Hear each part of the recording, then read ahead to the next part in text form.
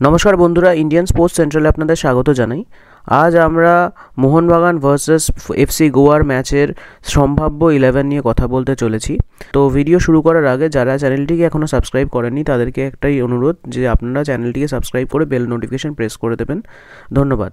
তো এবার চলে আসি আজকের ভিডিওতে। তো আপনারা সবাই জানেন যে মোহনবাগান তাদের স্টার্টিং 11-এর 3টে গুরুত্বপূর্ণ প্লেয়ারকে এবার এই ম্যাচে পাবে না, কারণ রেড কার্ড দেখেছে তারা আগের ম্যাচে।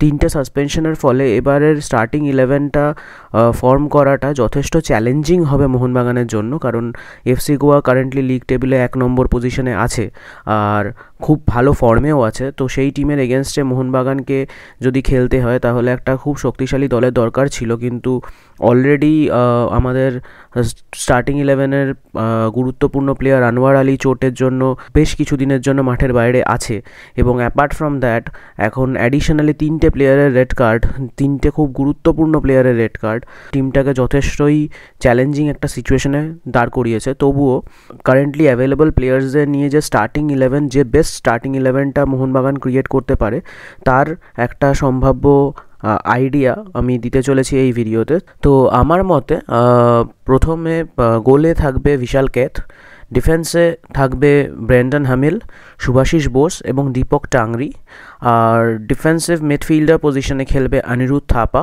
এবং এছাড়া যে বাকি 3টে থাকবেন যারা, তারা হলো হুগো বুমো, সাহাল আব্দুল সামাদ, কিয়ান নাসিরি এবং মনবীর সিং।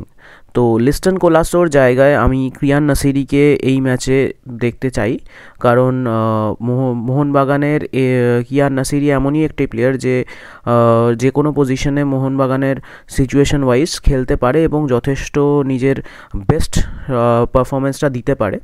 তো সেই হিসেব মতো লিস্টন কোলাসোর জায়গায় ওই পজিশনে কিয়ান নাসিরিকে আমি দেখতে চাই, এবং আগেও ওই পজিশনে খেলেছে। তো এছাড়া ফরওয়ার্ড লাইনে থাকবে জেসন কামিন্স এবং দিমিত্রি পেত্রাতস। আমার মতে সেকেন্ড হাফে জেসন কামিন্সের সাবস্টিটিউট হিসেবে আনমান্দ সাদিকুকে আমরা দেখতে পারি, এবং সুহেল ভাটকেও সেকেন্ড হাফে কোচ জুয়ান ফার্নান্দো কিছুক্ষণের জন্য ম্যাচ টাইম দিতে পারেন বলে আমার বিশ্বাস। তো এই ছিল আমাদের মোহনবাগানের স্টার্টিং 11। তো গোয়া স্টার্টিং 11 নিয়ে যদি আমি কথা বলি, তো গোলে থাকবে এ সিং, এবং ডিফেন্সে সেন্ট্রাল ডিফেন্ডার যিনি, সেই পজিশনে থাকবে সন্দেশ ঝিঙ্গন এবং ওনা ইন্ডিয়া। এছাড়া বাকি 2 ডিফেন্ডার সেরেটন ফার্নান্ডেস এবং জে গুপ্তা। এছাড়া ডিফেন্সিভ মিডফিল্ডার পজিশনে খেলবেন কার্ল ম্যাথিউ ও নিয়ার ফার্নান্ডেস, এবং বাকি মিডফিল্ড পজিশনে থাকবে ভিক্টর রড্রিগেস। 2 উইংয়ে থাকবে ব্রেন্ডন ফার্নান্ডেস এবং উদান্তা সিং, আর এছাড়া ফরওয়ার্ড লাইনে থাকবে নোয়া সাদয়। সো এই ছিল মোহনবাগানের এগেনস্টে এফসি গোয়া স্টার্টিং 11। তো আশা করা যায় মোহনবাগান ভার্সেস এফসি গোয়া ম্যাচটি একটি উপভোগ্য ম্যাচ হবে।